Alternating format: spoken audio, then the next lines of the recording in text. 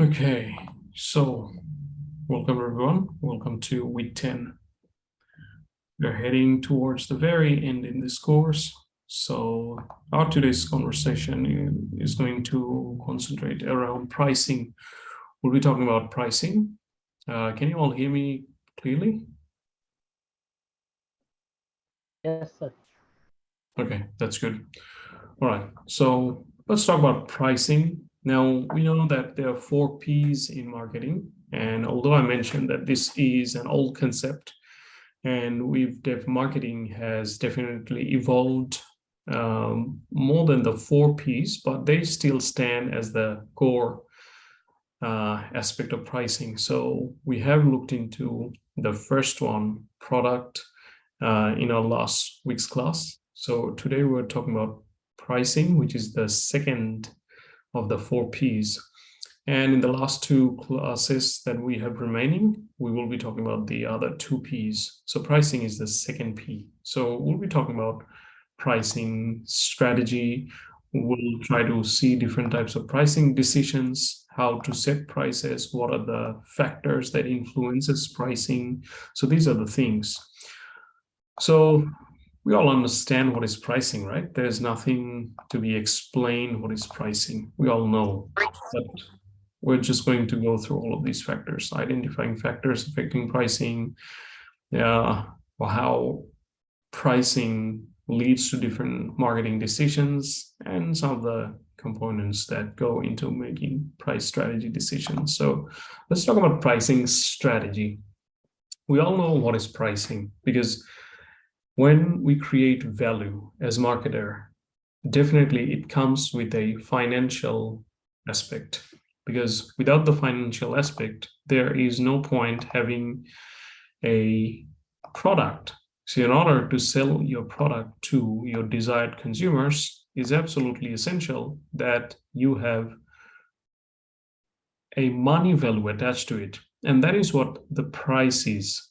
So the exchange value of any product or service to your consumer is pricing. So when we talk about pricing, we just need to keep in mind that it's not as simple as it may sound, because there are lots of different considering factors, there are lots of different aspects which will influence the ultimate decision to price a product. Okay, so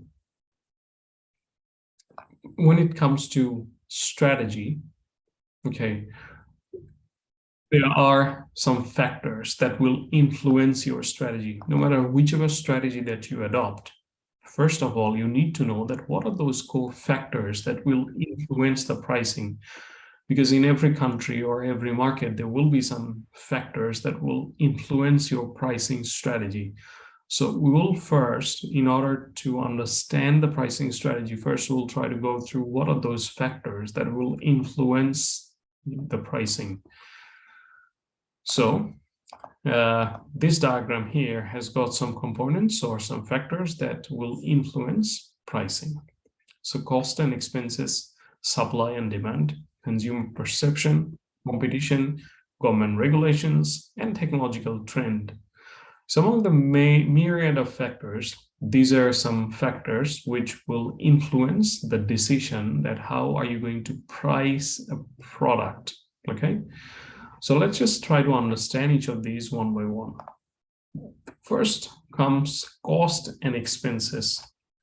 So this is obviously the most important thing at the beginning. It comes costs and expenses. All right. So the difference between cost and price, we all understand. Cost means the money value for production, for producing a product. That is the cost. And there's difference between cost and price. So cost is actually the production value of a product. That is called cost. Now, it's not as simple as it sounds, because within cost, there are some factors involved, or there's some different types of cost involved. So there are some fixed costs. Okay, so fixed costs. What are fixed costs? Fixed costs are expenses such as rent, utilities, and insurance premiums and effect price.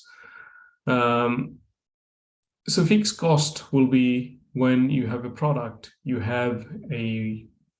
it comes with a manufacturing process, right? You may have a manufacturing plant, you may have a factory, you have to pay rent. So these are all of your costs. There are other types of costs as well, variable costs. So fixed costs are the costs that do not change. They remain fixed. For instance, where you produce your product, you may have a building, and within that building, you have to pay rent, and there are other factors. So these are all of your fixed costs. But the variable costs are the ones that are there that will change with different factors. Like, the cost of raw material. Okay, so the raw material will change. For selling the product, there will be sales commission, and that might change as well. The advertising of your product, when you want to advertise the product in the market, the advertising of the product will change. So that's another form of variable cost, right? So that's another factor that you need to keep in mind. So these are the factors that will influence your pricing. When you want to price a product, let's say you are selling something, right? Maybe a smartphone. Again, we all know what smartphone is, a smartphone, right? So you have to consider what is the fixed cost. So fixed cost will be the plant, the manufacturing plant where it gets produced. But the variable cost would be the other factors, like, when the smartphones are actually sold to the market, advertising costs. Now, you will find in some countries, the prices of the phones are a bit cheaper compared to other countries. In many cases, you'll find that, when you've got a relative who lives abroad, and generally you'll find in overseas countries there sometimes the technology products are a bit cheaper because oversupply could be one of the reasons. So that means the variable cost is low because the advertising price is low, or the sales commission or the delivery charges are low. So that's why the prices are probably lower compared to other countries where there's imposed tax are imposed, or their variable costs are different. So these are factors that will influence your price, how the product is being priced. So if you're selling goods, the costs are affected by the pricing structure in the channel of distribution. Each channel members has to make a profit to make handling the goods worthwhile. Their cost and profit together is your cost. So imagine in a product, when you're selling a product, you have multiple channels of, channel partners. Like you have wholesalers, you have distributors, you have, retailers, and everyone will have their share, right? So imagine a smartphone gets produced, in a manufacturing plant in China. Then it will be delivered to a distributor. From the distributor, it would go to the wholesaler. From the wholesaler, it would go to the retailer. So all of these people in the middle, until the product reaches to your hand, will have a cut, or will have a like a profit, right? And that adds up to the cost. And so that will influence the ultimate price that will be set. So similarly, as I was saying, some products you'll find cheaper. For instance, if you want to buy vegetable, right? You want to buy vegetable, you go to in Dhaka's Kauran Bazaar, and you'll find the price of the vegetable that you're buying, any vegetable that you're buying, the price of that there. Whereas if you go to a village market, the prices will be lower. Why is that? There It's are because no of the other channel transportation. prices. Sorry?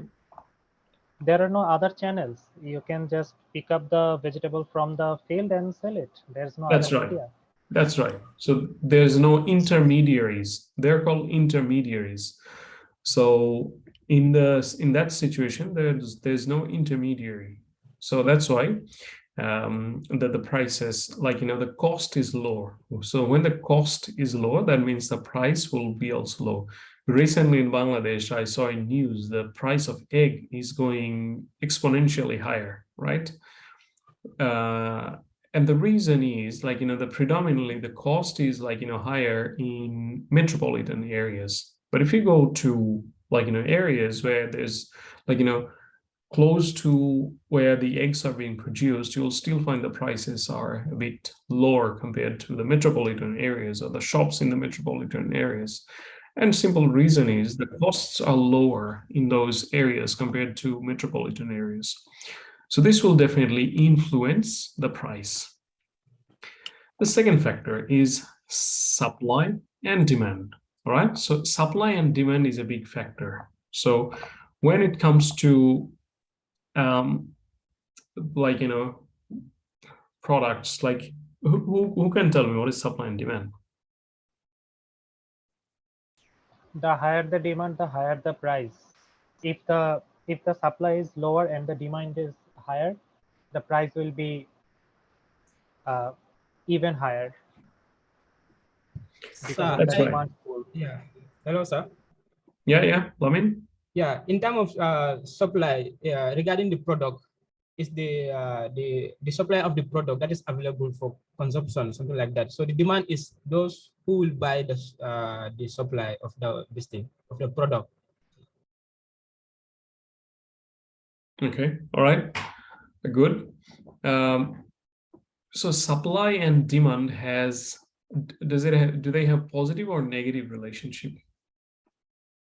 Positive or negative correlation? Sir, We say they are in the terms of statistics. inverse relationship. It's negative correlation. Negative relationship. Negative. It's called Negative. inverse relationship, right? Yes, sir. Inverse relationship. So when the supply goes up, the demand goes Down. down. Yeah, but So it's not always the case. But sometimes it is a positive relationship.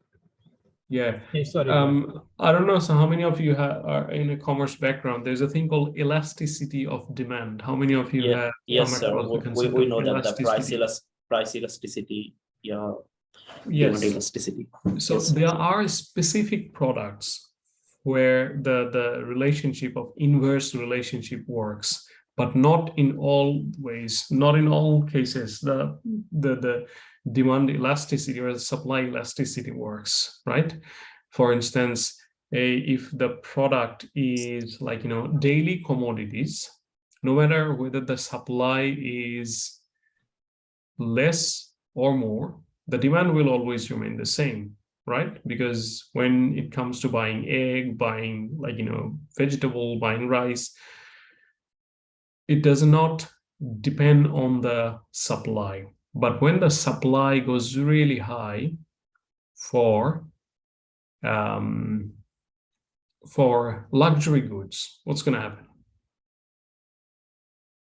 The price is going to go up or down? Sir, the price is going to be up because it's limited and it's not being producing randomly. Well, it depends. Again, it depends. All right. Yeah, in depends. general cases, Yeah. in general cases, when the demand for a product is high, supply is low. Okay.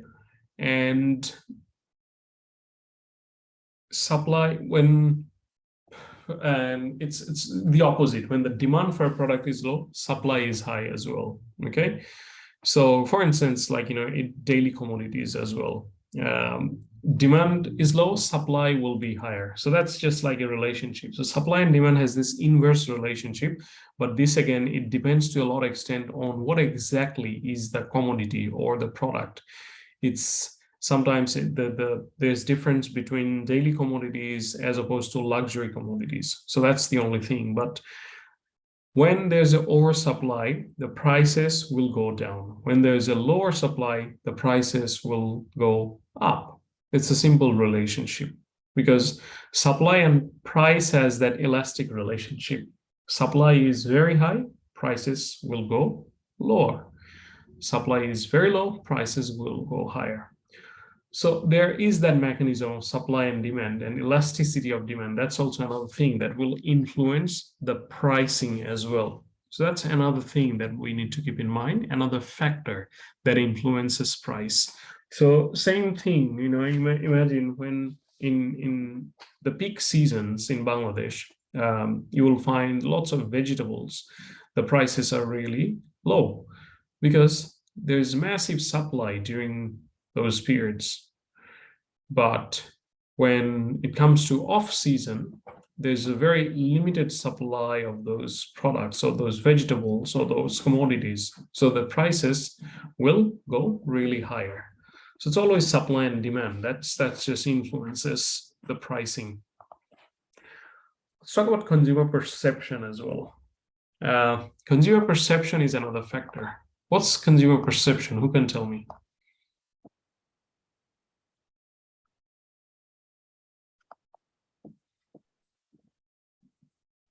Consumer It's thought basically about the product. mindset or the view that Mindset. customers have towards a product or brand. Yeah. So how do consumers see the product? Like, you know, So they're from for their end. yes, sir. For instance, when you just look a specific type of device or the product, we just assume that the prices be approximately in that range. Yeah. That is the consumer perception. It's a more of a psychological factor. In many cases, sir. we tend to get biased with the price. When we think that the price is low, that means the product will not have good quality. The price is higher, we'll think that yes, the quality is better. And many businesses or many companies or many sellers, they use this as one of their marketing techniques. They'll really increase their prices. And like, you know, maybe let's take the example, like, you know, recently while I was in Bangladesh, I was teaching. Bangladesh is probably the champion when it comes to ready-made garments, right? Unparalleled. The quality of the product that Bangladesh produces, unparalleled. Even all the developed nations, like even in Australia as well, we buy all the products from all the big, massive franchises or stores. When you look at the sticker, we feel so proud because most of these are all made in Bangladesh. So it's really something we take a big pride about. Now, I was staying in Mohammedpur area when I was in Bangladesh. So I remember that while I used to take a walk, there's lots of, like, you know, roadside sellers, like, you know, they were selling ready-made garment products into their vans, like, you know, just in their vans, they're just selling, like, you know, export quality shirts, like very good quality shirts. And in some of the van, I saw, like, you know, they're selling the products, like, you know, these are, like, you know, like there's a very popular Spanish brand called Zara. Zara is a massive, like, you know, like a brand. So some of the van, they were selling the clothes, like, you know, with the sticker of Zara. Now look at the quality. They are exactly the same quality.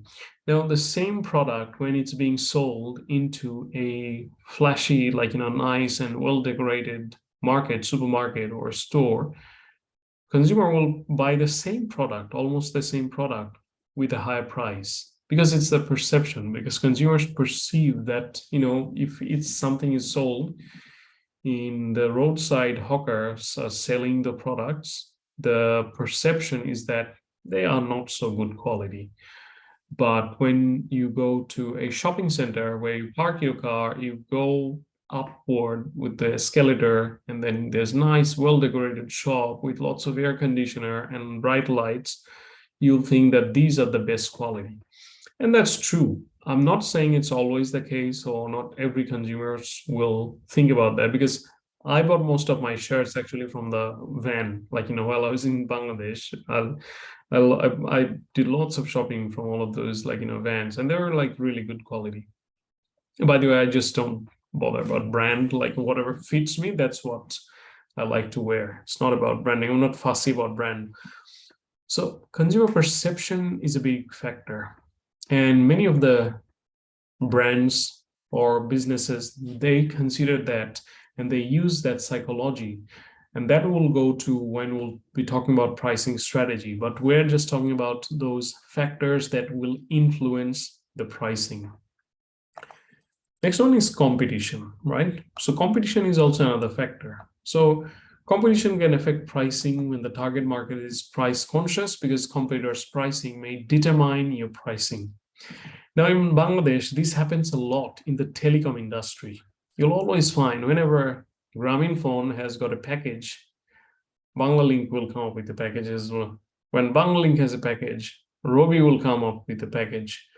So they always follow each other's price. Whenever Grameenphone is coming up with like a data pack or something with something like that, you'll find that the others are also doing that, or someone else is doing that. Maybe Grameenphone will follow that. So there's always that competitive pricing is going on. So competition plays a big part when it comes to pricing as well. It influences the pricing decision, because when you have competitors, that's sometimes easy for you to set your benchmark, because you can easily look at their price and you can safely price your product based on that. You don't need to worry much about what's happening in the market, other than whatever the computer's price is. If your computers are pricing very high, you can safely price your product very high. If they're very low, sometimes you have to lower your price as well. So that's another factor. Okay, then comes government regulations. Yeah, there's a question. Go ahead. In terms of competition, sir, do you think যে আমাদের দেশে যদি electricity সাপ্লাইটা গভর্নমেন্টের আন্ডারে না হয়ে যদি এটা প্রাইভেটাইজেশন হতো, তাহলে তো স্যার অনেক কম্পিটিটরস থাকতো, তখন কি সাপ্লাইও ভালো হতো এন্ড প্রাইসও কি আরো কম হতে পারতো? Of course, absolutely. So that would be better, right? That will be much better.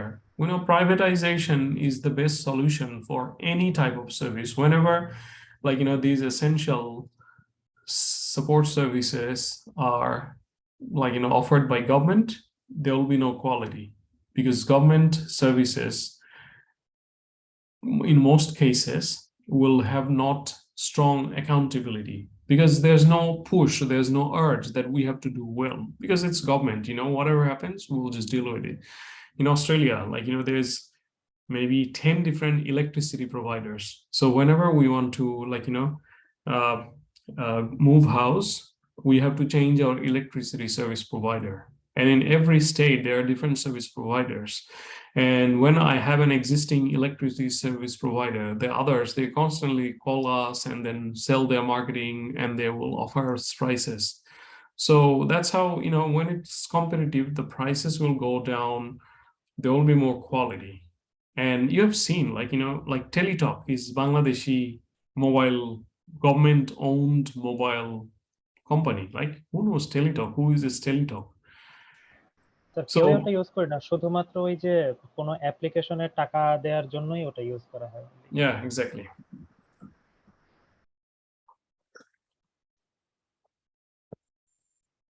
So privatization is definitely, even Bangladesh যে transport industry though, if it's all privatized, that will be much better. In many cases, all the services, they will be far better, because in most countries, the government mechanism moves very slowly. It's a big monster, and it takes a long time to move or change or to upgrade. So very topical to that is government regulation as well. So government regulation will also influence pricing.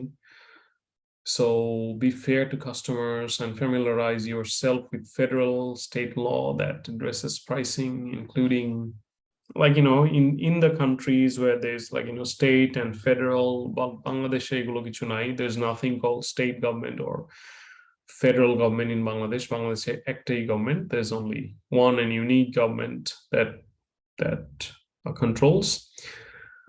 So these are some things in government. I mean, purely in terms of, in every industry, there will be some government, act or some regulations. Like, for instance, in telecom in Bangladesh, you'll find there's BTRC. So BTRC controls everything when it comes to, like, setting up the prices and everything.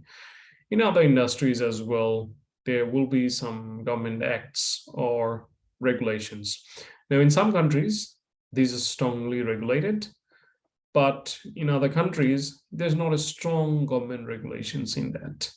And when there's not, there could be some irregularities, there could be, like, monopoly, there could be lots of unfair competitive advantage as well. So in order to do that, like, price gouging, price fixing, resale price maintenance, pricing, bait and switch advertising, these are different types of thing that may take place when there's strong regulations or lack of strong regulations as well. Some more examples about government regulations is that price gouging. What is price gouging? An illegal practice which competing companies agree formally or informally to restrict prices within a specific range. Okay. So in some industries, there are, like, this price gouging and price fixing. It goes, like, in Bangladesh as well. There's lots of things happening. It's like, you've seen in share market, like, what happened in share market. Some of the share prices, suddenly it goes up, suddenly it goes down. So sometimes there's some, evil forces that are doing this price fixing and, some of these stock prices and everything. So this happens in countries where there's not strong regulations.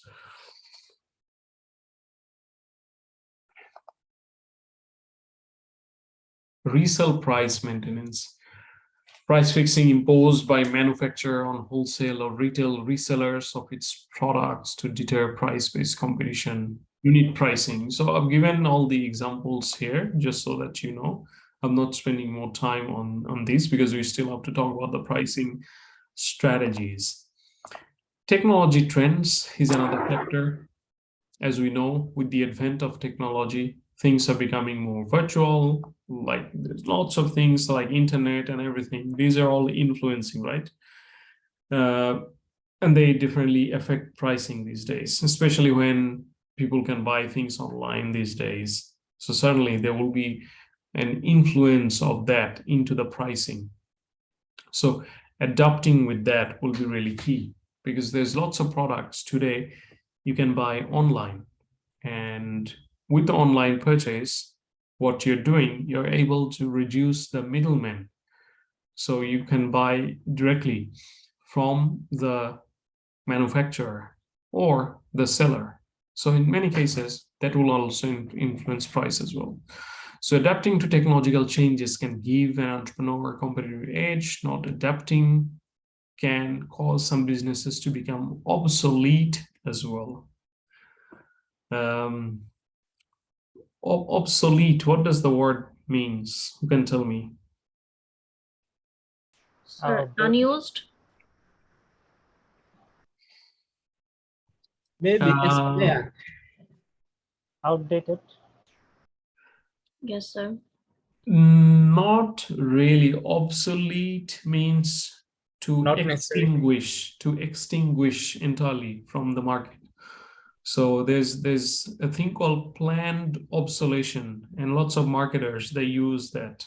When the marketers, they deliberately, they want to take out any product from the market. That's called planned obsolescence. So obsolete means just to extinct or vanish from the market.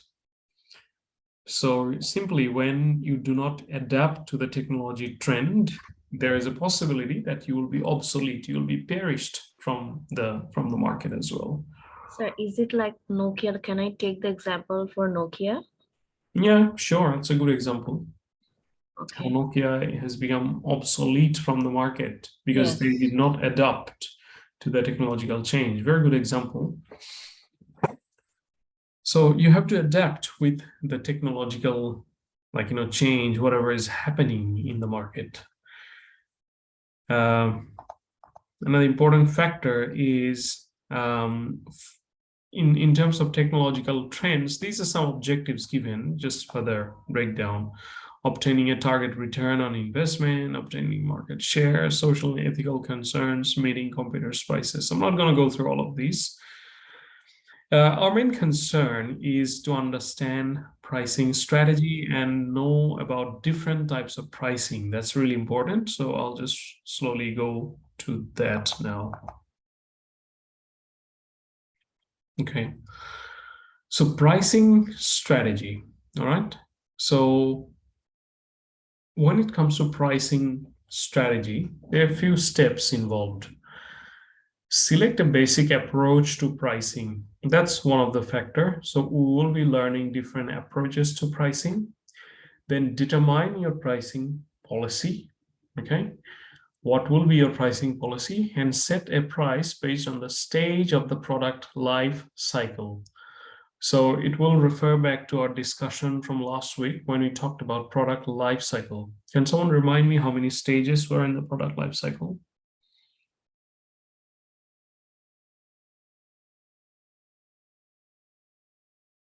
Or Yeah, and what are those stages?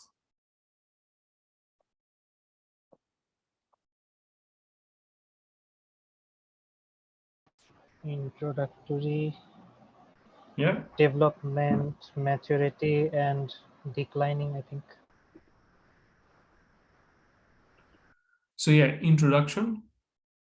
So it starts with product development, then comes introduction, growth, maturity, and decline. So these are the steps that we've come across when it comes to a product life cycle. So in different life cycle of the product, the pricing will be different as well. So now let's go through what are the stages or what are the steps involved when you are selecting the pricing policy. So first step is selecting the pricing objective, because in every cases, in every stage, you will have different pricing objective. For instance, when your product is at the growth stage, you will have a different pricing objective as opposed to when your product is at the decline stage, right? So you need to select your pricing objective. As we discussed before, that when the new iPhone comes into the market, we see that the iPhone prices would be at the highest. Now, if you go to buy iPhone 13, you'll be spending probably more than 1 lakh Bangladeshi taka, right?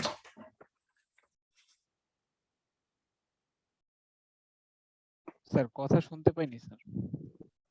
Okay. Sir, we can't hear. Let me fix this problem.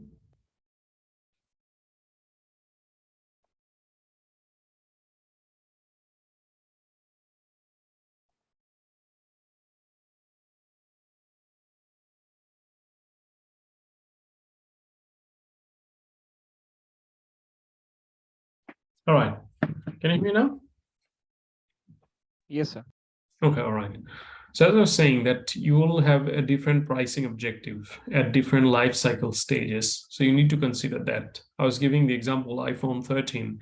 iPhone 13, if you want to buy in Bangladeshi market, probably you'll be spending more than 1 lakh, 1 lakh or even more than that if you want to buy a brand new. But you'll find probably next year, same time, in this time of the year, you want to go buy iPhone 13, you'll probably buying that product, you'll be buying that probably maybe 40,000-50,000 taka less, because by that time there will be iPhone 14 in the market already. So depending on your product life cycle, your objectives will be different. Determining the demand is also another factor, that what is the demand of your product? Do you have enough demand of the product in the market or not? Then you have to estimate your cost as well, that what is the total cost of production? Then you have to analyze your competitors' cost and prices. What are your competitors' prices and cost? Then you have to select a pricing method. What are the pricing method that we will talk about today? And then select the final prices, right? So these are the pricing. In order to set your pricing policy, these are the steps that you need to cover. So quiz question, all right? Keep this one in mind, that what are the steps in setting the pricing policy? Okay. So approaches to pricing. So these are broadly 3 basic approaches to pricing. First one is called cost-based pricing, which is very simple. Again, as the name suggests, that it's purely based on cost. Whatever the cost is, you add some markup on top of that, and that's based on your cost. So if to produce 1 unit of your product, it costs you maybe 10 taka, then the choice is simple, that you add all of the other relevant costs with that. So that would involve your marketing cost, that would involve your channels of distribution cost, that would involve your packaging cost, and everything together. If your total cost of producing a product is maybe 10 taka, you will just add maybe 50% profit on that. So that will be like 15 taka. So it's a simple choice. Demand-based pricing is another factor as well, another broad approach to pricing. So this simply follows consumer demand. If the demand is very high, then you will set a price based on that. In Bangladesh, this happens a lot, especially when it comes to, like, kacha tori torkari, like piyaj. Bangladesh piyajের দাম, like, onion has become a talk of the town in many cases. পেঁয়াজের দাম বাংলাদেশে প্রচন্ড উঠানামা করে. And why is that? Because products like these, many a times, this follows the demand-based pricing. When the demands go really higher, the distributors or the wholesalers, they will just increase the price, and they can control the price. So the people who are at the central, who have the, like, they control this, they sometimes use this demand-based pricing. So rather than cost-based pricing, they will use simply the demand-based pricing. And the other one is competition-based pricing. So whatever your competitor's price is, you will just follow that. And this happens a lot in the technology-oriented products or in the luxury goods product as well. This happens a lot. Everyone wants to follow the others, whatever the competition is.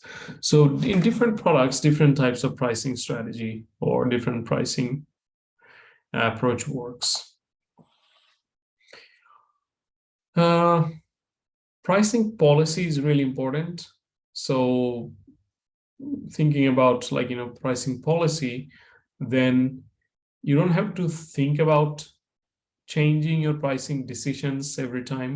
So if you have a pricing policy, and if you just adopt that policy from all the time, that makes your life a lot easier. So if you think about, well, we will stick to cost-based pricing, or we'll stick to demand-based pricing, or we'll stick to competition-based pricing, then it will be a lot easier for you. So think about which type of pricing policy is the right for your business. All right.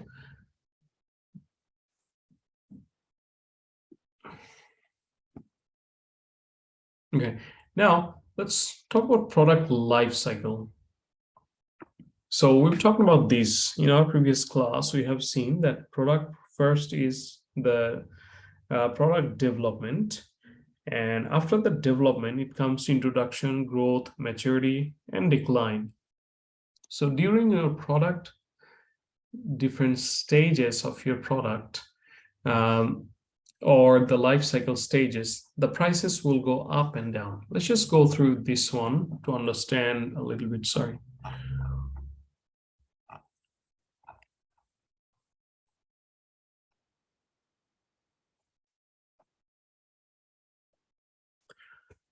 Okay, so price skimming, right, is one of the prices This is a product life cycle pricing strategy. So price skimming is commonly used when introducing a product. So when your product is at the introductory phase, skimming pricing is used. Okay, skimming means, what is skimming? Skimming means, it's like if you use the analogy of milk, right? In the milk, what's on the top of the milk? Dudher shor, right? Like, what's on the top of the milk? Yes, sir. Yes, sir. So it's just the cream on the top of the milk, right? That's the yummiest part in the milk. When you drink milk, the cream on the top of the milk, that's the yummiest part. So Premium skimming, pricing. sorry? Premium pricing. No, this is not premium pricing. That's a different one, by the way. We'll go to that as well. So Finding the main ideas, I guess. yeah, skimming is initially your aim is to, when you are introducing a product, your aim is to skim maximum amount of profit from the market when you're only introducing the product. Price skimming is the practice of charging a high price on a new product or service in order to recover costs and maximize profits as quickly as possible. The price is then dropped when the product or service is no longer unique. Again, I will use very relatable example of iPhone, because iPhone does exactly price skimming. Whenever they launch the new iPhone, they always use skimming pricing, the maximum price of the phone, and you will see that slowly the prices will start to go down, down, down. But skimming is, at the beginning, your product will be, the price will be at the highest. So you can recover the cost and maximize profit as quickly as possible, because you know that this benefit you will not be able to keep for longer, because only within few days or months there will be new competitors coming with almost same product or same feature. So then you cannot have the highest price advantage. So you just need to take out maximum profit as much as you can. So this happens a lot when there's lots of competitors in the market and you're only coming up with something new in the market. Then your aim is to just get the maximum profit out of the market. Okay. Penetration pricing. What is penetration? Penetration means just to invade, that's called penetration, right? You are just making a hole somewhere and just putting something inside. Penetration Xiaomi phone pricing. prices. Sorry? Xiaomi phone prices. Yeah, penetration pricing is commonly used when introducing a product. It's a method used to build sales by charging a low initial price to keep unit cost to customer as low as possible. So penetration means that you know that there is a wall in the market, right? There is a wall, price wall in the market. Big competitors have created this wall, a solid wall where you cannot go through easily. There's always a very good or better quality product with good price is already there. So you have to break the wall. You have to go inside that. So in order to do that, you have to lower your price so that the consumers will be compelled to think that, oh, this product is really good quality and price is really low. Let's buy this. So penetration pricing means it's exactly the opposite of price skimming, that you want to keep your costs low, right? Charging a low initial price. Now, question, who would use price skimming and who would use penetration pricing? Startups will use penetration pricing to stay in the market so that they can compete, and the farms or the companies who are already established, they will use price skimming. So in marketing, there is a term called, or in the business called, market leader, market follower, and market challenger. These three different categories of like, types of businesses. One way to look at the market. So market leaders are the one who has the best advantage in terms of their brand value. Market followers are the one who is following them, and market challengers are the new one. They're just emerging in the market. They're trying to challenge others. So those who are market leader, they will always follow price skimming. Again, same example. I'm using the same example, iPhone, again and again, but we can think about other industries as well. The ones who are market leader, they always will use the price skimming because they know that we're market leader and we will just take out maximum profit out of the market. But the ones that are market follower or even market challenger, they might use penetration pricing because, they cannot charge a high price. As Nuhash was saying, like Xiaomi phone, Xiaomi is not a market leader. When it comes to a smartphone, Xiaomi clearly is not a leader. They may be a market challenger. They're trying to challenge with their good quality phones with great features. So they'll probably try to do penetration pricing or pricing like that, with which they will try to sustain in the market. Their aim is to sustain. We want to sustain. We don't want to be market leader. We don't dare to compete with Samsung or Apple. We'll never be them, but we'll just want to sustain in the market. Okay, next up. Nuhash, go ahead. Sir, not necessarily the startups will always use penetration pricing, right? Because if you think about Nothing Phone, a new phone company, they did not start using penetration pricing.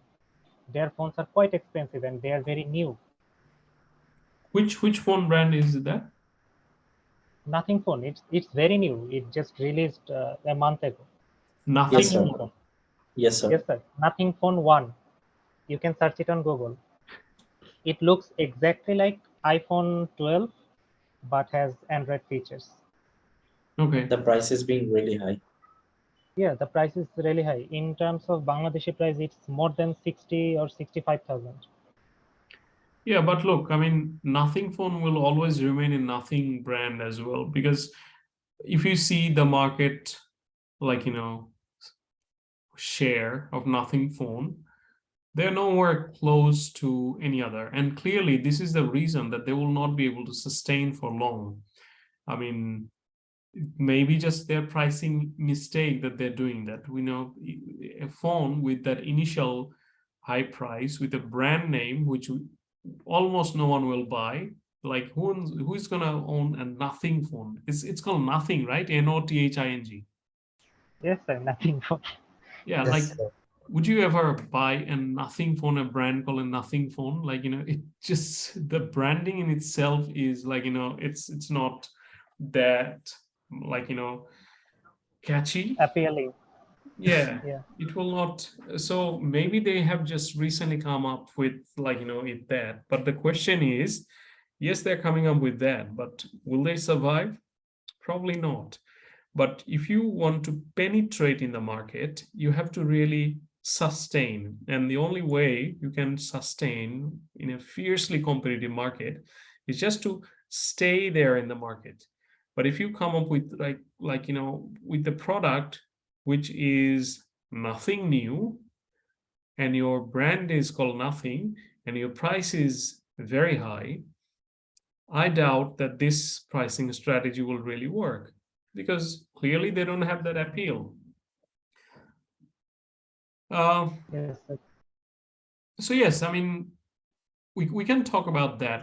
Sometimes if you have if you're coming up with a product, in a smartphone, maybe Nothing Phone comes with a phone which is entirely different, right, compared to the others. You have something very unique in your product.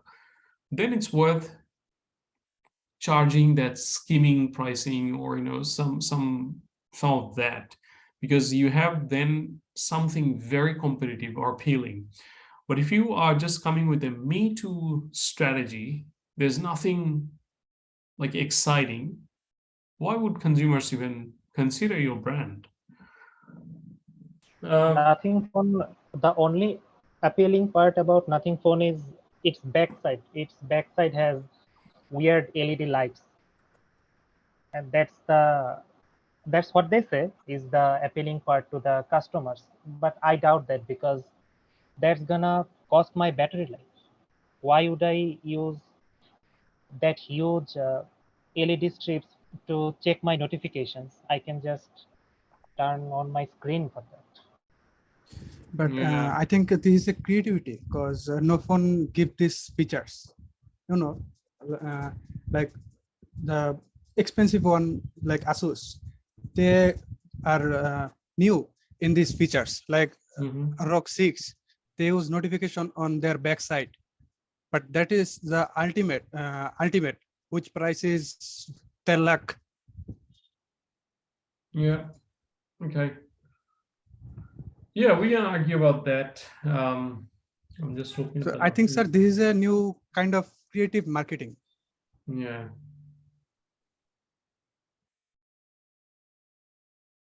Nothing technology. So they've launched recently, like very recently. Yes, sir. So OnePlus, like the co-founder of OnePlus, previously OnePlus was another brand. So the co-founder of OnePlus, he has introduced this brand. Anyway, look, I mean, there's lots of different examples, and that's very good. I mean, that's what I want you to use your analytic perspective to analyze different brands and understand these so that we can relate. Moving on, let's talk about other types of pricing strategies, psychological pricing, okay? So once you have introduced your new product, okay, we're looking through the product lifecycle strategies or lifecycle stages and how the pricing strategy will change. So once you have gone through the initial stage, you need to adjust your prices so they are more attractive by consumers. Using psychological pricing is another pricing. So what is psychological pricing? A pricing technique most often used by retail businesses that is based on the belief that consumers' perception of a product are strongly influenced by price. It includes prestige pricing, odd or even pricing, price leaning, promotional pricing, multiple unit pricing, and bundle pricing. These are different types of sub-pricing within, but the overall goal is to create or delve into your consumer's mind, like, psychology, just get into their psychology and understand that in initial skimming stage has gone. So now next aim is to just get inside your consumer's mind and come up with something. So they will become more loyal to your product. And you want to create an attractive appeal into your consumer's mind so that they will think, really, I should probably buy this one. And you can tempt or allure your customer by offering different proposals, like, promotional prices and things like that, that can also influence your consumers as well.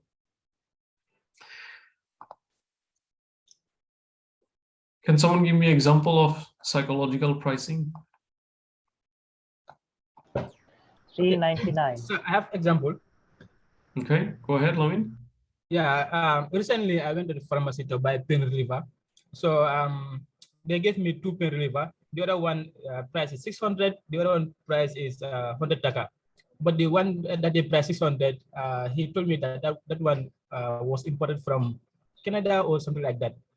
And that the other one price 100 taka, that one he said that is locally produced. So I was nearly influenced by the one price 600 because of the fact that he told me that it is produced outside. It is, yeah. Yeah, exactly. Good example. Sir, So I what? have another example. Okay, go ahead. Sir, let's say about the burger. So if you browse through different restaurants, there change of price of burgers. Like you have burgers of 240. So we assume that the burger of 240 taka is more enriched in flavors. It has more value. It has more thicker patty uh, rather than a 100 taka burger. So Yeah, by psychology, I already made an assumption about the product by looking at the price. exactly. Yeah, good example. Sir, So doesn't that, for example, if a product's price is 999, it's only 1 taka less than 1000, but in our psychology we think that, oh, it's within that 900 range, so let's buy it. Isn't that can be also an example of yes, that's a very good example, because that also includes, as we say, like, that promotional pricing, multiple unit pricing, bundle pricing. Sometimes, like, you are pricing two products together. Like, you get one, you buy one, you get another one in a cheaper price. That's also a consumer psychology. When you use consumer psychology, when you just make, like, instead of, like, round figure 80 taka or 70 taka, you make it 79. So one digit less, that means a lot to consumers' mind. Whenever you want to buy a shirt that costs you, like, 1589, you'll think, oh, it's like 1500, close to using 1500, 1500. but it's actually 1600 taka already. You're almost paying 1600 taka. But it is just like a psychology of consumers that we think that, lowering the digit, that can also, like, that creates that influence inside our mind.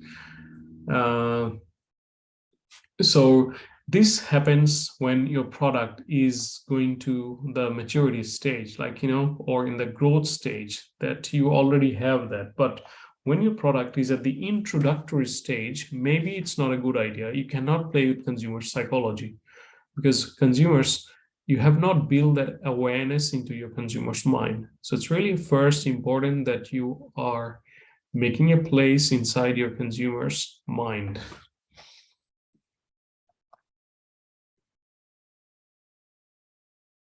So these are some different types of, like, psychological pricing. So I'm just inviting you just to go through them and then understand. Bundle pricing, multiple unit pricing, promotional. So yeah, I'm just not going through each of these one by one, but these are all psychological pricing, and these are all different types of pricing. Prestige pricing. Okay, what is prestige pricing?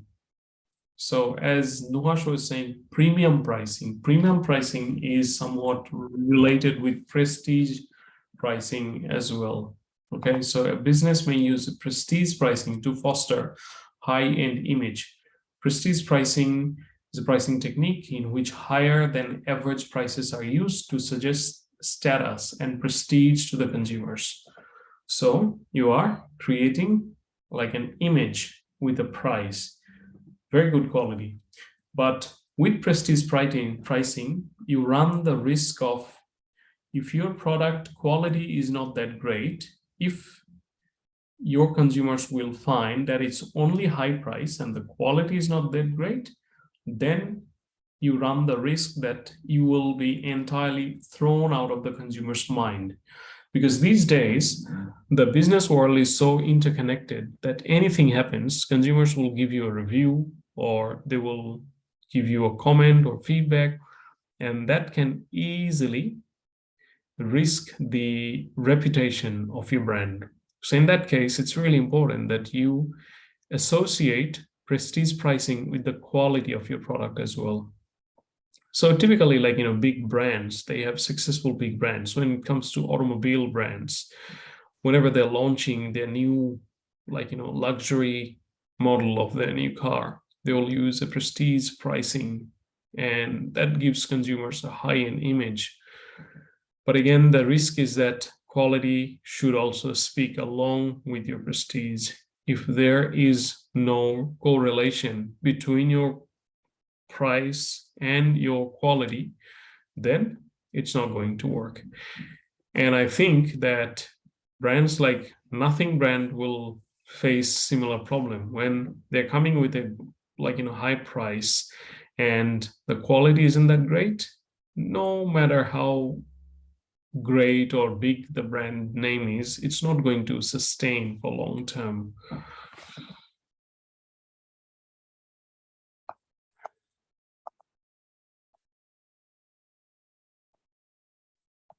These are some of the things we're talking about psychology. What creates psychology? Odd even pricing. Odd even pricing, a technique in which odd numbered prices are used to suggest bargains. Okay, so whenever you see this odd number, like 19.99, you think, oh, it's still less compared to when you pay $20 or 20 taka. That's exactly the round figure. So odd and even pricing is a technique where you are using this technique to just get into your consumer's mind.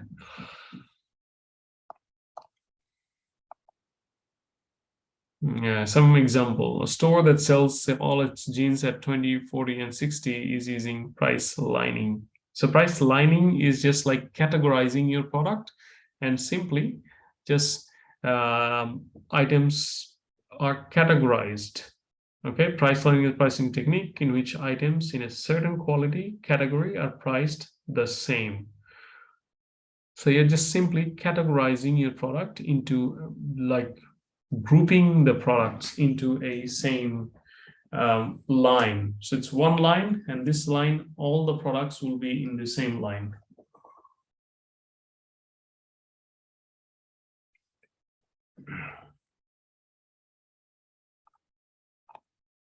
Yeah, we have some more examples for you. Promotional pricing technique in which your lower prices are offered for a limited period of time to stimulate sales. New restaurant that offers 1950s prices for 3 days only using promotional pricing and temporary pricing techniques. So nowadays, all the e-commerce brands, you'll see that whenever you go to Daraj, you'll see that they will show you that the discount price, you always see the discounted price, 50% discount, 30% discount. It's just like that psychology that whenever you see that, you'll think, oh, it's already 50% discount. But they're actually fooling us in some cases, because that's actually the actual price of the product. In some cases, that's exactly the actual price of the product. That's not even a discount. But in any case, when we see that there's like 10% discount, 20% discount, we easily tend to get biased with the fact that, well, it's discounted. Women, the women gets so easily biased by that. Wow, so much discount. So it's one way to eyewash. It's called a eyewash marketing as well. My parents fall for this always, and I fail to make them understand that no, this is the actual price. তোমাকে 400 টাকার জিনিস 100 টাকায় সবাই দিতেছে না. Exactly. Yeah. And you cannot blame people, because that's what human psychology is. We tend to get biased with those promotional offers. And some promotional offers, they're good. Sometimes they attach other products, multiple unit pricing. So in this one, a pricing technique on which items are priced in multiples, such as 3 items for 99 cents, or in many cases, you go to big retail stores, they will sell big volumes, or maybe 2-3 toothpaste and toothbrush together. selling soap and maybe hand wash together, or like, something like that. So you can, in that case, you can sell multiple units together, and that's easy as well, because consumers think, oh, it's a price bargain. Even if they don't need the product now, but they'll think, oh, let's buy it now, I might need it later. So that's one technique as well to influence your consumer's mind. Bundle pricing. A pricing in which several complementary products are sold at a single price, which is lower than the price would be if each item was purchased separately. So bundle is like, you buy one product, you get another, like, not the same product, but a different type of product together. And different companies together, they sell bundled products together, like, computer hardware often use bundle pricing to sell software. So different types of product, you can just package them together. And that's one way to use your marketing technique as well. Okay, discount pricing. That's another type of pricing. Now, we haven't talked about pricing strategy yet, because we are only talking about different examples of different types of pricing, but we'll now talk about pricing strategy. So buckle up, everyone. So we will now talk about the more meaty stuff. That means more sort of dense stuff with some theories now. Price strategy. What strategies could be used? So in order to understand, first understand the concept of break even. What is break even? So to calculate the break even point, you divide your fixed cost. Sorry, it's the margin. Yeah. Go ahead. Sorry, Not a profit or not a loss. sorry, it's a marginal cost. If we just lose in 1 point, then my company will be facing some losses. We just margin the balance. Yeah. Okay. Yeah, I will probably use this image to illustrate what I was saying. So you can see this one, right? Like, your cost and revenue, when they together, they merge. Sorry, that's not a good idea. When your cost and your revenue has got a point which they intersect with each other, at which point you are not profitable and there's no loss. That is called your break even. The point which the gain from an economic activity equals the cost involved in pursuing it.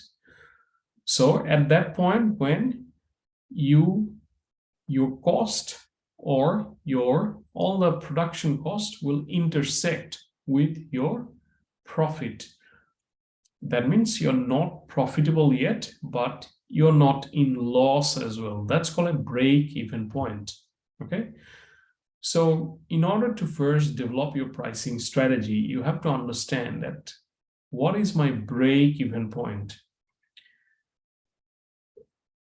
So break-even point at least tell you that, well, where should we at least be heading? Because when you are producing massive volume of your products and associated expenses are there as well, so you have to understand that where is my break even? So once you know where is my break even, then you will be able to go to the next level of selecting the pricing. Any confusion on break even? Anyone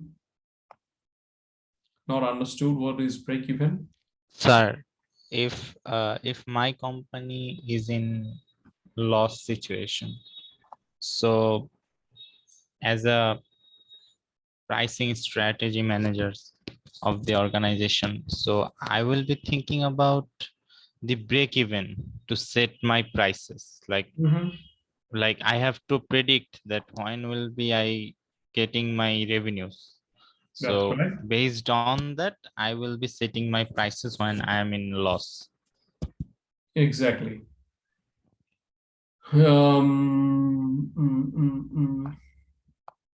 So the idea is clearly is that you have to understand that where we need to go. What is our desired state?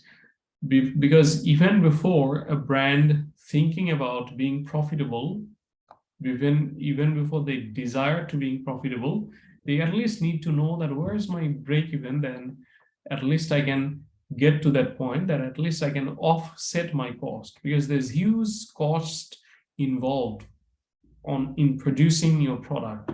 So first you need to identify that where is my break even, because once you know where is your break even, that's your starting point to think about your strategy. Okay, so markup, it's a pricing strategy. So businesses that purchase or manufacture goods for resale use markup pricing strategy based on the cost of the item. So markup is simple: the amount added to the cost of an item to cover expenses and ensure a profit. So there's a simple formula in markup pricing. You have a markup of 5%. That's your markup. Whatever our production cost is, we will calculate our total cost of producing the product. And on top of the cost, we will use 5% as our markup pricing, whatever the cost is. So the formula is simple. You don't have to do any complex calculation or anything. You simply add a markup. So your markup, you can select which markup is higher, how much your markup should be. So that will then tell you that this is the right markup, depending on your market situation. Sir. Yeah, go ahead. Sir, I think depending on the product, the markup cannot be fixed by the seller. For example, in the grocery product, they're already MRP declared. So when the reseller gonna buy the product from the company, he gonna buy it in the some discount of the MRP. Even though the price or the discount the producer give to the seller, he cannot increase the markup percentage beyond the MRP. So you're saying, say again, who cannot influence the markup? The reseller. You know, the আমি যদি খুব simply যদি বলি, খুচরা ব্যবসায়ী যদি বসুন্ধরা থেকে যদি আটা কিনতে চায়, that there is a markup to define to sell the atta, the flour. So the markup is already declined by the producers. So ওই মুদি দোকানদার যখন সে এই আটাটা সেল করতে আসছে, even though the other cost is more than is more than 30%, he cannot sell the product the fixed markup set by the producer. Because retailer will never set the price, right? Retailer, they don't have right to set any price. The price is set up by the manufacturer. They're the one who will set up the price, and they will have to forecast all of the expenses, like, you know, what the intermediaries, how many intermediaries will be involved. So going back to the example of Boshundhara Atta's price will be determined by the Boshundhara company, but no retailer will be able to nominate the price, or they don't even think about, you know, just increasing the price. Yes, these are the examples when sometimes, like, you know, price gouging and things like that happens. Like, you know, the retailers, although it's written in the product, it's like probably 20 taka, they might say, no, it's 25 taka, we're selling. That's illegal. But whatever price is mentioned on the product, that is the actual price of the product, and that's already been defined. But these are the reasons where sometimes you will see that the like, you know, the magistrates and other people, they're going to the market and they're checking the prices and, you know, whether they're sold correctly or not. In lots of the markets, you'll see in Dhaka that sellers, they are selling their product exponentially higher compared to what the product's actual price is. So that's not right. I mean, they don't have any right to fix the price. The price will be fixed by the manufacturer. Sir markup তো শুধুমাত্র প্রোডিউসারের জন্য না, মানে যতবার হাত বদল হবে ততবারই যারা যারা হাত বদল করতেছে তখনই তারা মার্কআপ হিসাব করে, তাই না? জিনিসটা এরকম না স্যার? Yes, of আমি এত course. পার্সেন্ট প্রফিট চাই যখন বিক্রি করব, জিনিসটা তো এরকম, তাই না sir? Yeah, because but these decisions have to be taken well in advance. It's not যে প্রত্যেকবার হাত বদল হবে when it will change hand and then you'll change the price again. You cannot do that. So when you're determining the price, you have to take this calculation, make this calculation well in advance, and then you have to set up your price. Okay. But the problem is, in many cases, যে for instance, যে কাঁচা মাল বা কাঁচা তরকারির ক্ষেত্রে এই pricing গুলো কাজ করে না, because you cannot set up the price on the product. You cannot write the product's price on the package, right? And that's why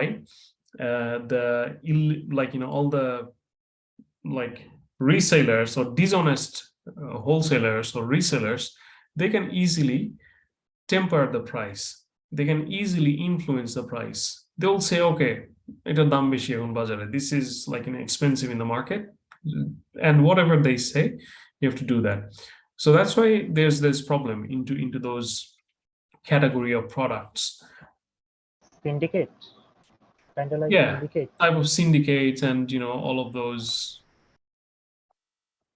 parties, they can influence the prices. Markdown.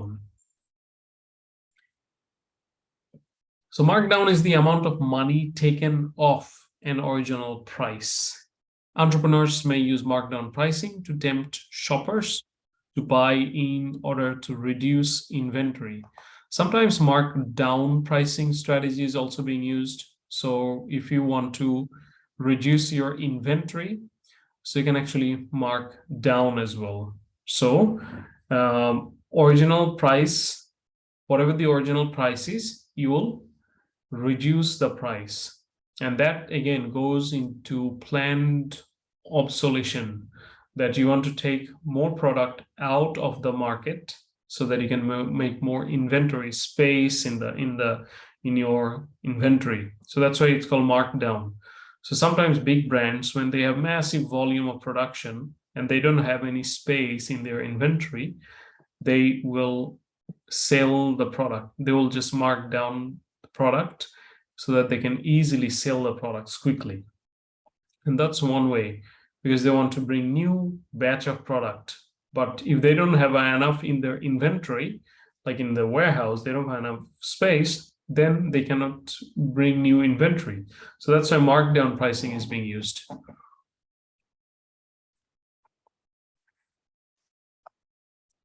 So can you give an example of this markdown? Yeah, lots of examples. Markdown pricing is, okay, so especially during the festive seasons, right? Festive seasons, either showing or Christmas, like in different countries, there's massive supply of the products and they want to sell more product, right? Because the more they can sell, they can earn more profit or commission out of that.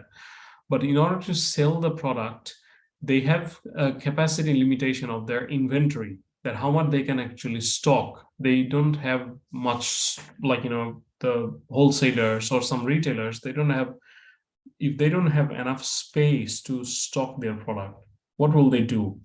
They want to sell more unit of product so that they sell more. Even their profitability will go lower, but they can sell more volume. So they will make the business out of the volume of the product. So they want to sell more volume of the product rather than getting more profit of each of the product. So এই জন্য ঈদের সময় কি হয় যে অল্প দামে product খুব ছেড়ে দিচ্ছে, অনেক প্রোডাক্ট প্রথম কয়েকদিন ঈদের অনেক বেশি দাম থাকে, তারপরে লাস্টে close to the the festive time before Christmas or Eid or whatever the festivity in different countries, they will just lower the price suddenly then because they want to just clear their stock.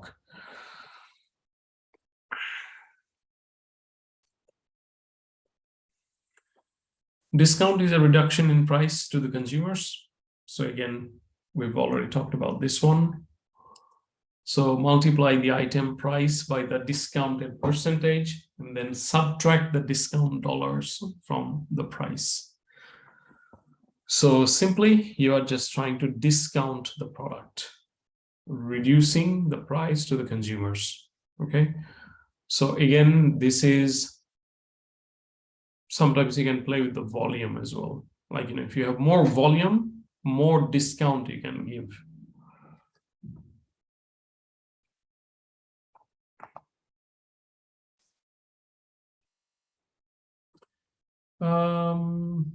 Yeah, there's a lot, in the pricing strategy, you will find in different books, you'll find lots of different types of pricing strategies, but we just spoke about some basic pricing strategies.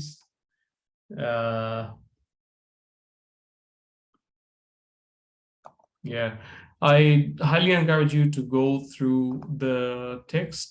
Okay, go through the text. In the text, there are different types of pricing strategies are discussed, like geographical pricing, differentiated pricing. So all of these, you can easily resonate. Geographical pricing will be obviously clearly depending on, as I was mentioning, whether there will be rural area, remote area, or metropolitan area. There will be differences. So go through the book, the ebook that you already have access. So you will find lots of great examples there as well, and some case studies as well. Pricing strategy, possible changes. So adjusting prices to maximize profit. So when you want to change your pricing or your pricing strategy, these are the few things you need to consider. Adjusting prices to maximize profit, reacting to market prices, and revising terms of sale. So initially, at the beginning, we saw that what are the key approaches? First, you set up your pricing policy. First you set up your pricing approach. Then you have a policy. And then you look into your product's life cycle, which life cycle stage your product is at. And then you consider the right strategy. But again, here at the end, we're looking at that. What are the possible changes? If you want to bring possible changes to your pricing strategy, few things should be done. Adjusting your prices to maximize your profit, and then reacting to market prices, and revising your terms of sale. So these are a few things you need to keep in mind.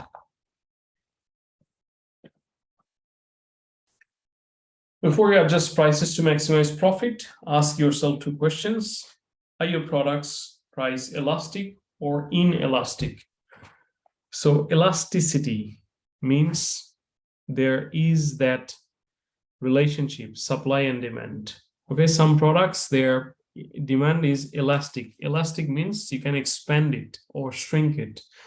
When it comes to buying daily commodities, it's inelastic. It does not increase or decrease when it comes to daily commodities, household commodities, essential product.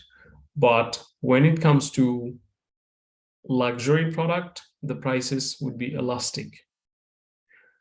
Supply or supply or the prices vary down, the sale will go up or the demand will go up.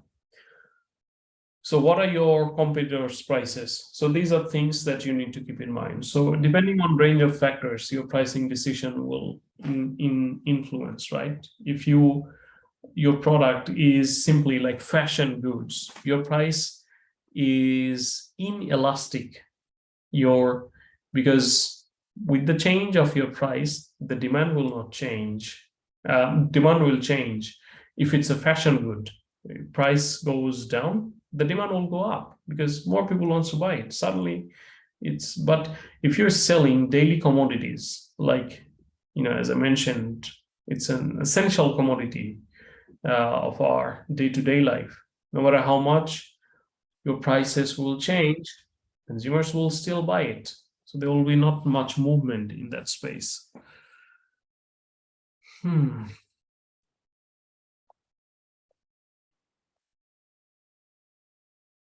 So towards the end, I guess the key lesson is reacting to market prices. As part of ongoing market research, keep an eye on current market prices of your products. If competitors' prices fall, you'll lose customers. If you do not lower your prices, if consumers' prices rise, it's important to your business's financial health to raise prices as well. So these days, it has all boiled down into competition. Whatever the competition is, high or low, that is what influences the pricing a lot. So the most important strategy these days would be the reacting to your competition, or what are they doing? And depending on that, you simply follow their strategy, and that's a safe way to, I guess, deal with the problem. Look, today I didn't give you any break because we had we had a delayed start, but I guess this was a very one-way communication. And as we come towards the end, a few things. Let's talk about a few things. What's going to happen? So I'll be sharing the slides and recording shortly, but let me first take the attendance, and after the attendance, we'll talk about assessments.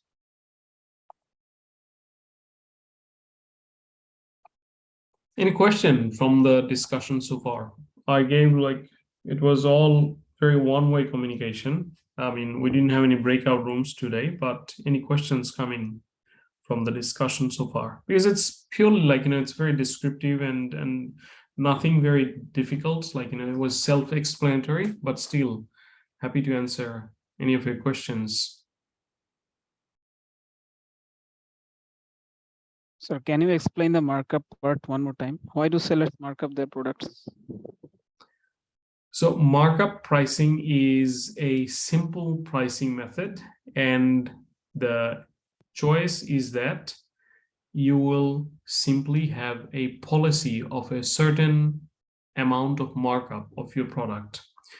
So whatever your total expense is or total cost is of production, and that would include your marketing and all the other expenses, you will simply consider as a markup of that. Maybe 10%, maybe 20%, whatever the amount is, you will consider that this is my markup. And I will always use this markup.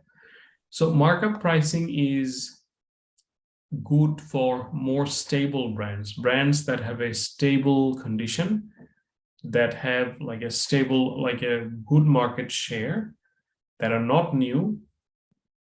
They will probably use a markup pricing as opposed to someone who is a very established brand. They'll probably use market skimming or that type of strategy.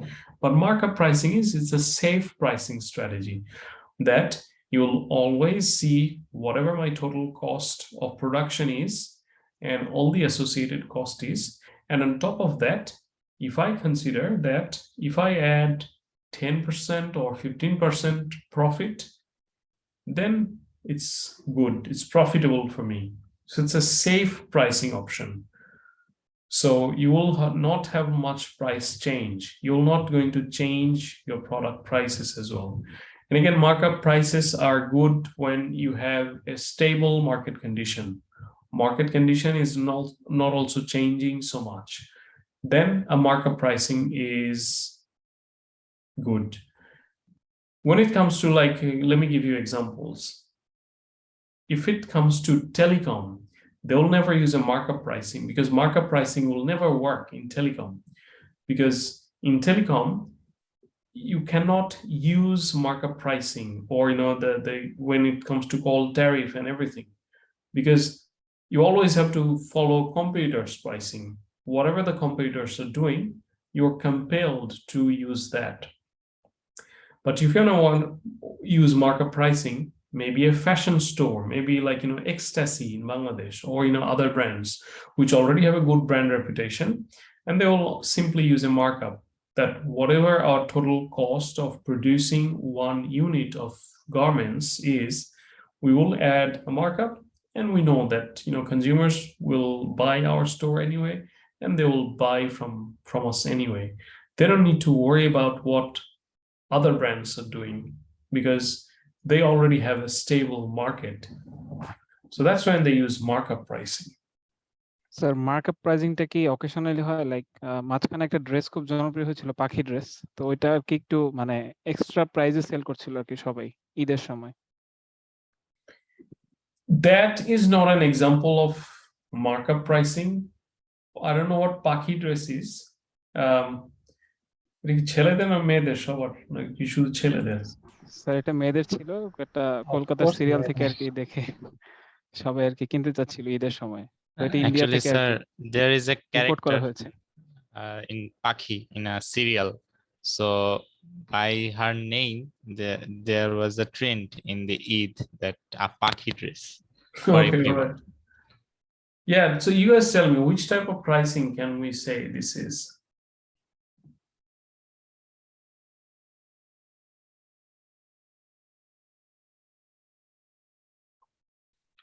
The market skimming.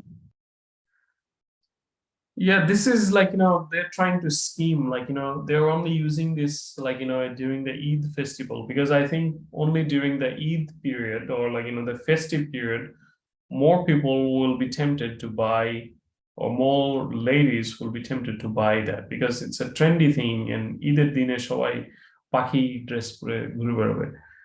But other times, maybe the prices will not be as high as during the Eid festival, or that festive period of the time.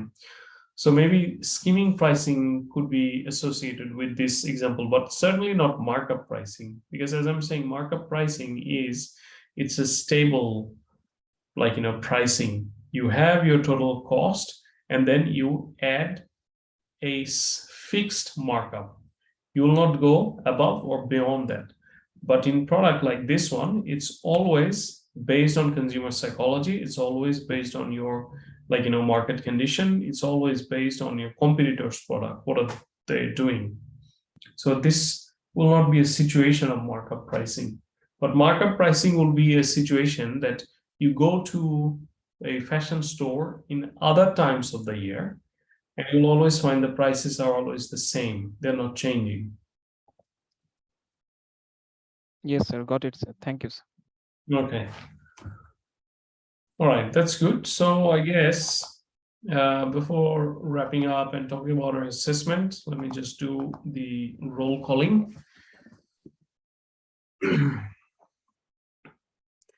Okay, starting with Aisha Siddiqa. Yes, sir. Fahmida Ahmed Monica. Yes, sir. Bushra Ahmed.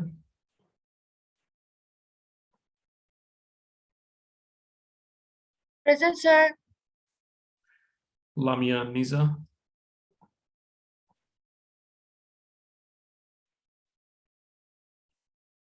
Is Lamia present? Lamin Demba. Present, sir. Thanks. Present, sir. Thank you. Taslima Rahman Ria. Present, sir. Dewan Fahad Mahmood. Samina Ahmed. Present, sir. Mohammad Nazmus Sadat Piyash. Yes, sir. Zahid Fayaz Hussain. Present, sir. Anunna Haq. Yes, sir. Khadiza Al Tahira Chaudhry Raisa. Yes, teacher. Ashfaq Mahmood. Present, sir. Itila Ahmed. Yes, sir. Suraj Kumar Agarwala. Present, sir. Mohammad Ahad Shahriar. Present, sir. Rabia Yasmin.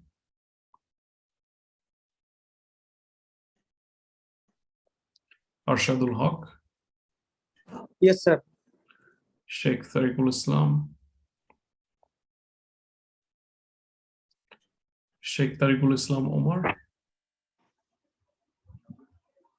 Nuhash Rahman. Yes, sir. Mohammad Israfil Hussain. Yes, sir. Farhina Sharmin. Saim Chaudhary. Yes, sir. Fatima Ahmed. Present, sir. Ayasha Islam Tania. Present, sir. Zeban Alam Shorna. Present, sir. Mahmuda Sultana. Present, sir. Ruzneen Farhana. Ruzneen Farhana. Istiaq Ahmed. Yes, sir. The electricity has gone again. Abey Fatimatu Zohra. Present, sir. Apurna Dash. Yes, sir. Robiul Islam Naim. Yes, sir. Tanmoy Mishra. Yes, sir. Poddo Rani Malo. Sir. Tasnia Tahir Ria. Present, sir. Saqib Al Hassan. Present, please. Anunna Rahman Khan.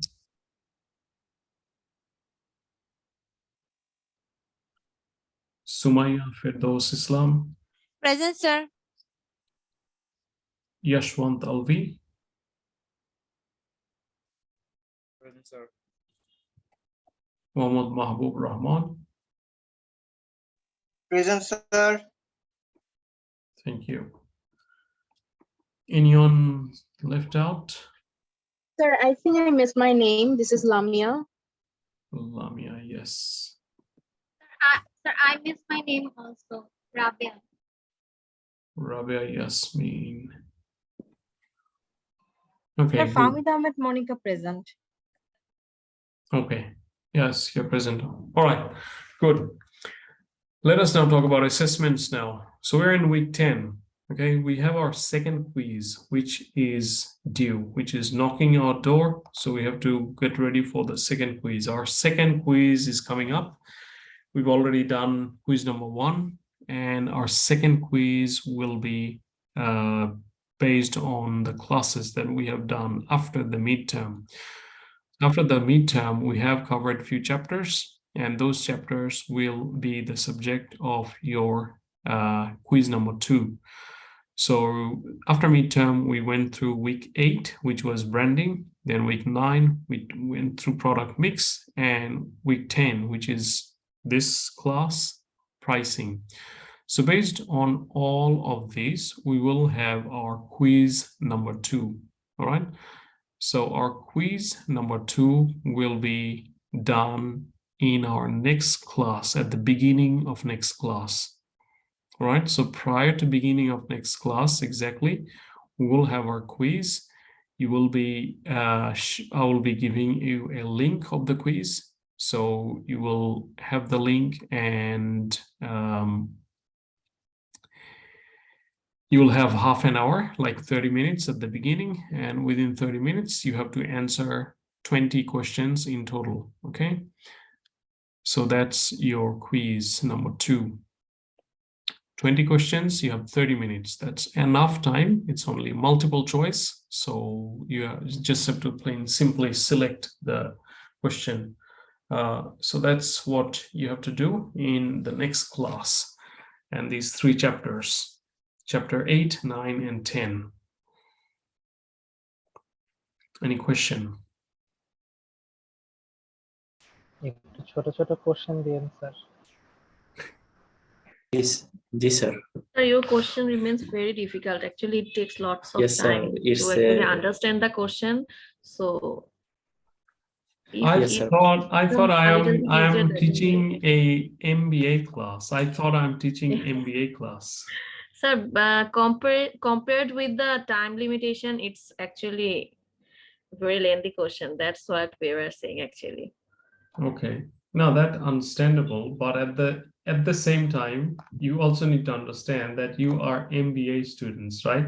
So if you simply ask me what is pricing, that's like a undergrad question. Like, you will not expect so there will be some applied question. I try to blend applied questions and some some straightforward questions. So I'm taking your point. I will try to make it as easy as possible. Okay, thank you, sir. Yeah, but yeah, expect some applied question as well, because based on our discussion, there needs to be some application of our knowledge. Yeah, any other questions on the quiz?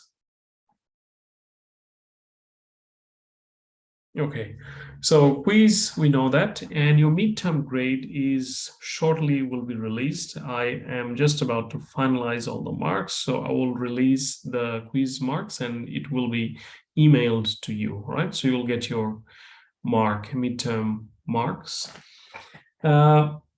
Now, the next thing is we have another assessment, which we have already formed the groups, and I already hinted you before that what the project is going to look like. So this is about a group project, like a 20% assessment, which needs to be submitted by 4 to 5 members. We have already formed the groups. I do know that some of you are yet to have a group or there's something, so that needs to be just worked out today. You have to write a 3,000 word report. It's a project and the length is 3,000 word. So if you combine like 4 or 5 members, 3,000 words, it is not a lot. Now, what exactly are you going to write? The exact description, including the reporting format, what needs to be submitted exactly, I will send you an email, and in that email you will have the update. But I'm just giving you the topic, what the topic is, so that you start thinking about it. So you are going to do a market research, all right? You are going to do a market research, and your market research will be based on a newly introduced brand in the Bangladeshi market. You are going to introduce a new brand in Bangladeshi market, and prior to launching this brand, you are going to undertake a market research. Okay, so in which week was it? Let me just go through. That was in week 3. Yes, week 3, we talked about some steps in the marketing research. There are 5 steps in marketing research. So your assessment will be just developing these 5 different stages of the market research. Now, it will be good to do some form of data gathering and data collection. If you are able to, if you're thinking about some surveys, if you're thinking about some interviews, you can do that quickly using if you're planning to do a survey, maybe just do a survey at least week, maybe create just simply a Google form and maybe send it to 10, 20 friends and then do it. If you want to do interviews, it's up to you. So you know that in market research, we've talked about different types of data gathering, qualitative or quantitative. So whatever you want to do, it's up to you. But I'm not defining what product or in industry. I'm leaving this one open. So your topic is to develop a market research report on a new brand that is going to launch in the Bangladeshi market. The choices are, it could be food, it could be technology, it could be financial industry, it could be fashion, anything. You select your brand, but you have to develop a market research report. And this is a 3,000 word assessment. So I will send you the exact, like, reporting format, like what needs to be done. And I'll actually upload the document to the Google Drive rather than sending email. You all have the link to the Google Drive, right? Yes, sir. So what is the time limit? You mean when it's due, right? Yes, sir. Yes, it's due by week 12, end of week 12. So, which is 28th of August.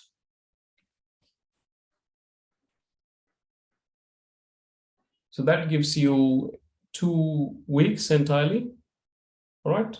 And since it's like a 3,000 word report, it's not a very difficult task for 4 to 5 members. I know some of the groups, so we already have 4 members together. So I would say that right after our today's conversation, you have a quick meeting with your group, select a topic, know what are the steps in the marketing research process, and then allocate each of the steps to 1 members each, and then develop that. The only part that is really important here is to do some actual research, and I want you to come up with some consumer research. Test that in the market. So whether you do interview, whether you do like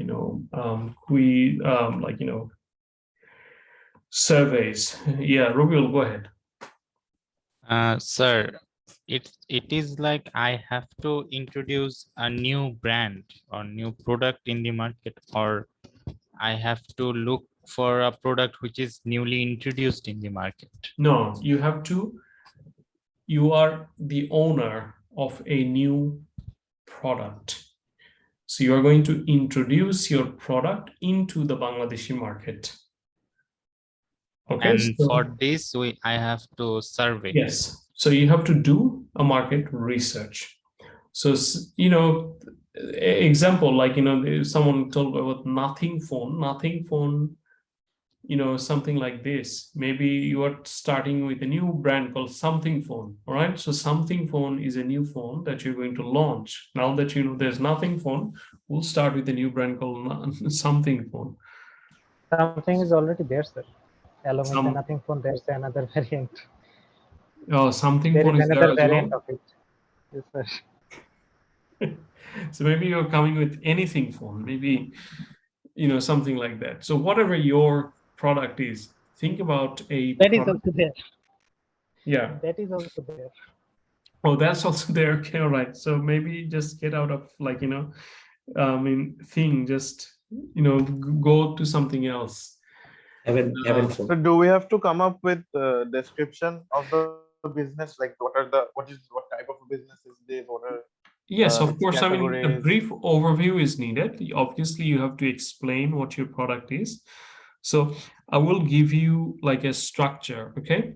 I will give you an exact structure that what needs to be written in the report. So what are the points? So I will give you the exact points exactly, and I'll upload that document into the Google Drive.